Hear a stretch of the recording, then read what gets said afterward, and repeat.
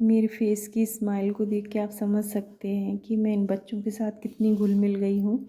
ये मेरे प्राथमिक के बच्चे हैं और मैं मिडिल के बच्चों को पढ़ाती हूँ। भले ही मैं मिडिल के बच्चों को पढ़ाती हूँ, लेकिन सारे बच्चे मुझे बहुत प्यार करते हैं और मैं बच्चों को बहुत प्यार करती हूँ। Hello friends, very good morning to all of you. कैसे हैं आप सब?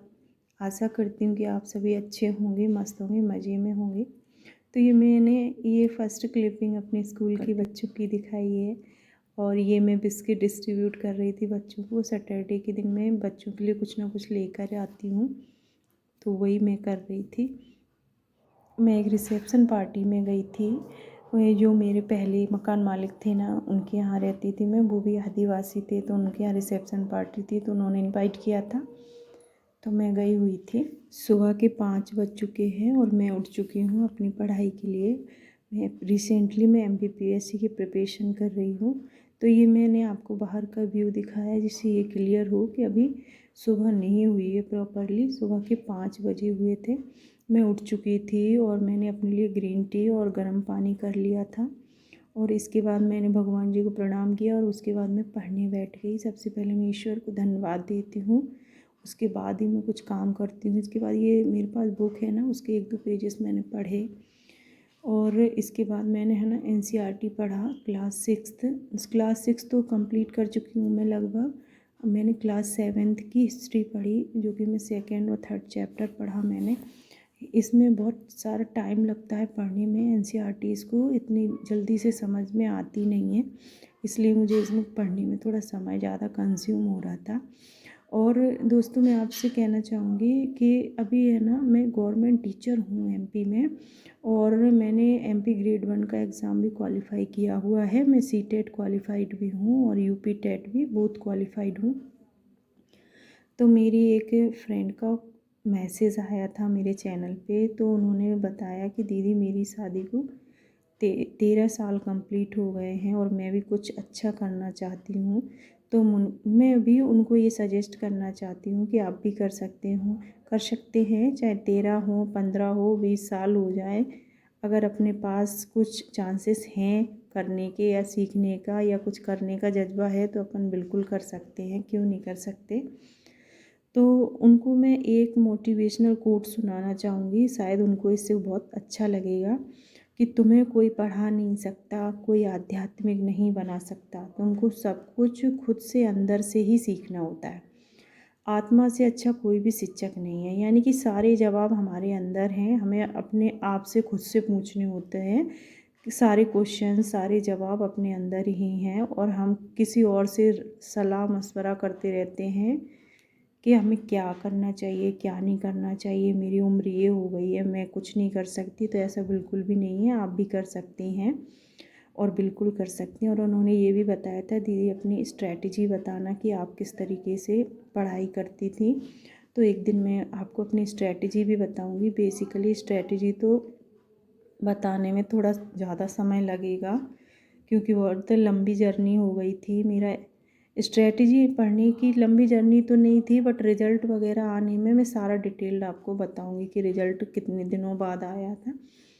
और मैं बताऊं आपको कि मैं है ना रतलाम के सैलाना नाम की जगह पे रहती हूँ और मेरी 2 बेटियाँ हैं, प्यारी प्यारी बेटियाँ हैं और मैं गवर्नमेंट टीचर हूँ। तो दोस्तों, आपसे मैं यही कहना चाहूँगी कि जब मैं कर सकती हूँ तो आप भी कर सकते हैं। क्लास 7th NCERT में एक बार पढ़ चुकी हूँ और इसको अंडरलाइन भी कर चुकी हूँ। तो मैं मेन पॉइंट्स जो अंडरलाइन थे वही देख रही थी, लेकिन कभी कभी इसमें ऐसा लगता है कि सभी इम्पोर्टेंट है। जब हम स्टार्टिंग में पढ़ाई स्टार्ट करते हैं ना, तो ऐसा लगता है कि सब कुछ इम्पोर्टेंट है, सभी पढ़ना है हमें। बट ऐसा बिल्कुल भी नहीं है। जब अपन 2-3 बार पढ़ेंगे तो हमें समझ में आ जाएगा क्या इम्पोर्टेंट है, क्या इम्पोर्टेंट नहीं है। इसके बाद मैंने साइड में रख लिया था कैमरा। और ये आप बिल्कुल ना समझें कि मैं बहुत स्पीड में पढ़ाई कर रही हूँ, ऐसा बिल्कुल भी नहीं है। क्योंकि 2 घंटे की पढ़ाई को 5 मिनट के अंदर रिकॉर्ड करने में थोड़ा मुश्किल है, इसलिए मैंने इसको स्पीड अप किया हुआ है। इसकी स्पीड बहुत हाई है, 4x 6x ऐसे करके रखा है। ये मेरे पास एक बुक है जो कि NCERT की है। इसमें क्वेश्चंस चैप्टर वाइज दिए गए हैं, जिसके मैं आंसर लिखने की कोशिश करती हूँ। जो मुझे आते हैं वो मैं खुद लिखती हूँ, जो नहीं आते वो मैं है ना देख कर फिर इसमें लिख लेती हूँ। उसके बाद मैं सेल्फ रिवाइज़ करती हूँ जिससे कि मुझे हमेशा के लिए याद हो जाए। और आशा करती हूँ कि आपको मेरे द्वारा बनाए हुए वीडियोस बहुत पसंद आ रहे होंगे, और मेरे पिछले वीडियो को इतना सारा प्यार देने के लिए बहुत बहुत बहुत बहुत धन्यवाद, दिल से बहुत बहुत धन्यवाद। Thank you so much. और आपका कोई भी क्वेश्चन हो तो आप मुझे कमेंट्स में ज़रूर बताएं। अगर मेरे लायक होगा क्वेश्चन जिसका मैं आंसर दे पाऊँगी तो मैं आपको आंसर देने की ज़रूर कोशिश करूँगी। और ये मैं आंसर राइटिंग कर रही थी कुछ क्वेश्चंस के, जो जो मुझे समझ में आ रहे थे उनके। ये चैप्टर 2 था क्लास 7 का एनसीईआरटी का। ये देखो, ये मैंने इतने सारे आंसर्स लिख लिए हैं जो कि मैं आपको भी दिखा रही हूँ। फ्रेंड्स, तो मैं ये आपको सिलेबस बता रही हूँ। ये मैंने सिलेबस निकलवाया हुआ था एमपीपीएससी का। ये प्री प्लस मेंस का है, ये पूरा सिलेबस है, बट मैं इसको सही से दिखा नहीं पाई, उसके लिए सॉरी। और ये है ना, मैंने एमपी ग्रेड 1 का एग्ज़ाम भी क्वालिफाई करा है, तो उसका रिज़ल्ट मैं सुन रही हूँ शायद फरवरी में आने वाला है। फरवरी में आता है, देखते हैं क्या होता है। इसके बाद मैंने 2 घंटे की पढ़ाई कर ली थी लगभग। उसके बाद ऐसा मौसम हो रहा था, लगभग 6:30 बज गए थे, तो इस तरीके का मौसम हो रहा था। मैंने सोचा चलो आपको दिखाते हैं, थोड़ी मेरी भी वॉक हो जाएगी। ये मेरे पीछे का पोर्शन है, ये पीछे का व्यू है।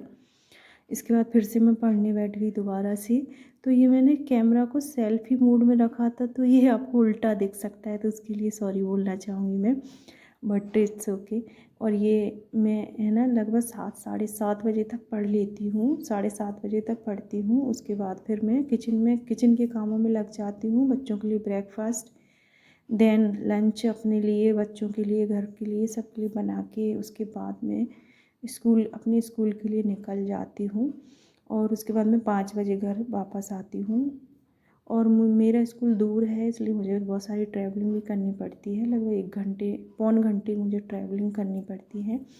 तो स्पेशली मैं अपनी फ्रेंड्स से, उन लेडीज़ से कहना चाहूँगी जो 30 क्रॉस कर चुकी हैं और अभी भी जॉबलेस हैं या जॉब करना चाहती हैं, और मैं तो यही कहूँगी कि लगभग सभी औरतों को, सभी लेडीज़ को अपनी फैमिली में हेल्प ज़रूर करनी चाहिए, फाइनेंशियल हेल्प ज़रूर करनी चाहिए। आप यकीन करेंगे, बिल्कुल करेंगे अगर मैं बताऊँगी तो, मैंने है ना बहुत पहले से ही टीचिंग करना स्टार्ट कर दिया था प्राइवेट स्कूल्स में। इसके बाद ट्यूशन पढ़ाना स्टार्ट कर दिया था लगभग 21-22 साल में, 21-22 और पहले ही कर दिया होगा, मुझे इतना याद नहीं है, क्योंकि मेरी शादी 2010 में हो गई थी, तो उससे पहले मैं पढ़ा ही रही थी, प्राइवेट टीचिंग कर रही थी। तो जब पैसा आता है ना, तो हम अपने मन के काम भी कर सकते हैं, मन की बुक्स भी खरीद सकते हैं और आगे भी बढ़ सकते हैं। और आप ये समझ लें कि मेरी शादी ज़रूर ग्वालियर जैसे शहर में हुई है, बट मैं गांव से बिलोंग करती हूँ। और गांव में भी मैंने बहुत अच्छे से मन लगा के पढ़ाई की, सरकारी स्कूल में की 9th से 12th तक, और 1st से 8th तक मैंने प्राइवेट स्कूल में पढ़ाई की। इसके बाद मैंने ग्रेजुएशन किया बाहर जाके, क्योंकि मेरे गांव में कॉलेज नहीं था, तो इसलिए मैं अप डाउन करती थी। और उस समय जब मैं पढ़ रही थी ना, 9th में 10th में थी, उससे पहले तो लाइट थी नहीं, मतलब मैं बोर्ड की बात करती हूँ 10th 12th की। तो ये 10th 12th की पढ़ाई भी मैंने बगैर लाइट के की है, जो लालटेन वगैरह होती है ना, मिट्टी के तेल से जलाते हैं, उससे की है। ये मैं चिड़ियों के लिए चावल लाई थी, देखो सुबह हो गई थी, लगभग 7:45 या 8 बज गए थे, तो मैं चिड़ियों के लिए चावल लाई थी। मैंने हस्बैंड से कहा कि आप डालो, तो मैं छोटी सी क्लिपिंग बना लेती हूँ, मेरे हस्बैंड ने। तो मैंने कहा स्टार्टिंग से डालो, जिससे कि आसपास बिखरे नहीं, फैले नहीं। और ये चिड़ियों के लिए पात्र भी लगा रखा है मैंने पानी के लिए, ये देखिए।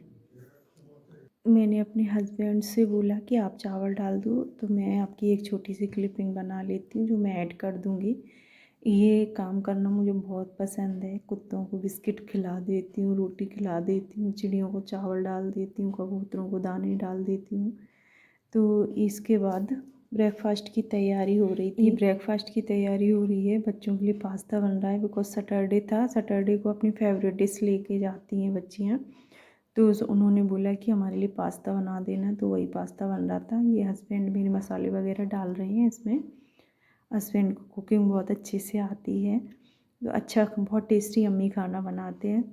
और ये सॉस डाला जिससे थोड़ा मिठास आ जाए, बच्चों को सॉस वैसे ही बहुत पसंद होता है। तो सैटरडे को ज़्यादातर ये पास्ता मैगी तो ले नहीं जाती क्योंकि मैगी ठंडी अच्छी नहीं लगती। ये घी डाल दिया, थोड़ा हेल्दी हो जाएगा, इसका हेल्दी वर्जन हो जाएगा, इसलिए इसमें थोड़ा सा घी ऐड कर दिया है। और ये पास्ता बनके तैयार हो गया था। इसके साइड साइड में रोटियां भी बनाती जा रही थी। मेरे हस्बैंड मेरे कामों में थोड़ी बहुत मदद करते रहते हैं, तभी पॉसिबल हो पाता है पढ़ाई करना बच्चों के साथ, दो बेटियों के साथ।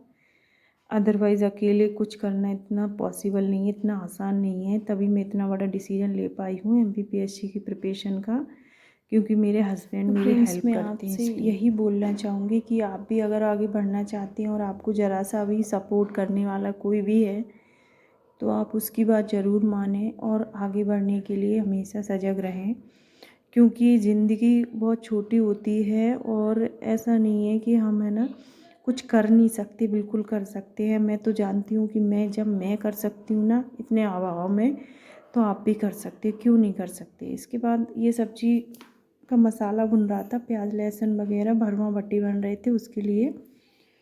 और एक और मठा की सब्ज़ी, मट्ठे के आलू बोलते हैं, दही के आलू भी इनको बोलते हैं, ये भी बन गई थी।